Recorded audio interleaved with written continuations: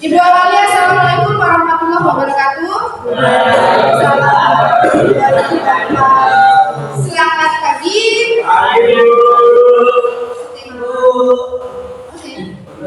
Ya, siapkan doanya dulu. Siapkan doanya.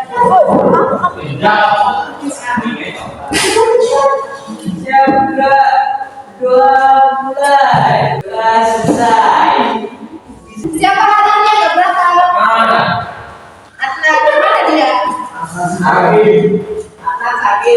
Pertemuan kali ini kita akan belajar tentang partisipasi warga negara dalam pemilu dan proses politik. Materi ini berhubungan dengan materi kita sebelum-sebelumnya, itu tentang Pancasila sebagai ideologi dasar, terus kebinekaan, yang ketiga itu sistem pemerintahan Indonesia, dan yang ini yang keempat itu adalah partisipasi warga negara dalam pemilu dan proses politik. Untuk sepokoknya pengertian partisipasi warga negara dan partisipasi warga negara, tujuan dari pembelajaran ini adalah setelah pembelajaran ini diharapkan kalian mampu dapat memahami pengertian partisipasi warga negara, mengetahui bentuk partisipasi warga negara.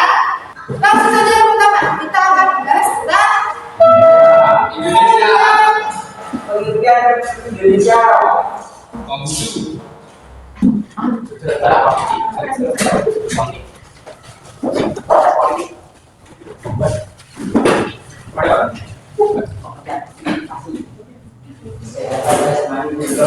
Yang pertama pengertian partisipasi. Apa sih yang kalian ketahui dari kata partisipasi?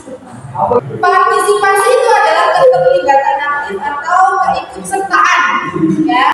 Jadi partisipasi itu adalah keterlibatan aktif.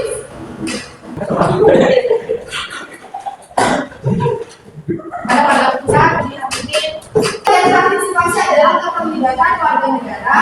Kalau dalam pemilu dan proses politik itu lebih mengarah ke pengambilan keputusan dan pemilihan pemimpin. Pemilihan pemimpin itu contohnya apa? Presiden. Kalian di sini sudah ikut pemilu semua? Sudah.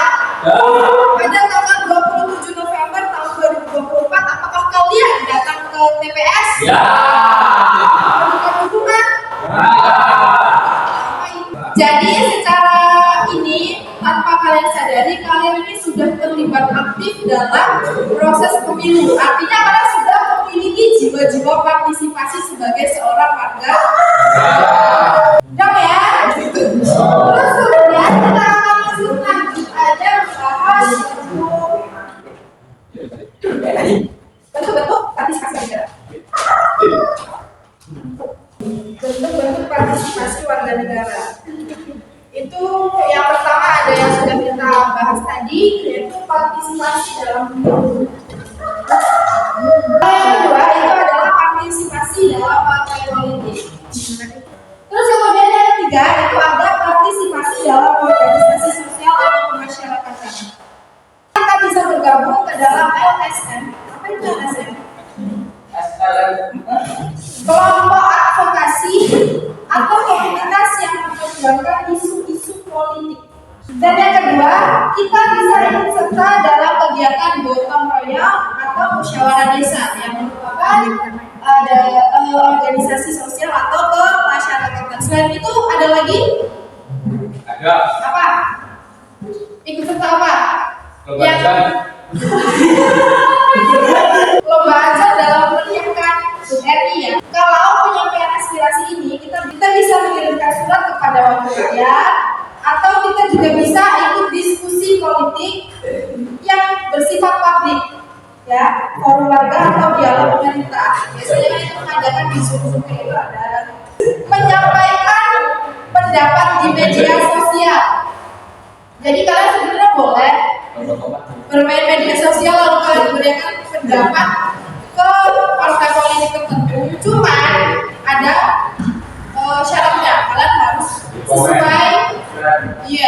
sesuai dan tidak boleh lebih mengarah ke diskriminasi sara. Yang kelima ada partisipasi dalam kolektif, dalam aksi kolektif. Ini yang biasanya dilakukan oleh anak-anak muda. Mancing. Bukan, demo. Demo itu merupakan salah satu contoh atau partisipasi warga negara dalam aksi kolektif. Jelas ya? Jadi sekarang kalian paham? Sudah paham? Alhamdulillah, evaluasi kali ini berbeda dengan evaluasi sebelumnya. Kalau di evaluasi sebelumnya kan kalian akan menjawab semua pertanyaan yang edukasi. Kalau kali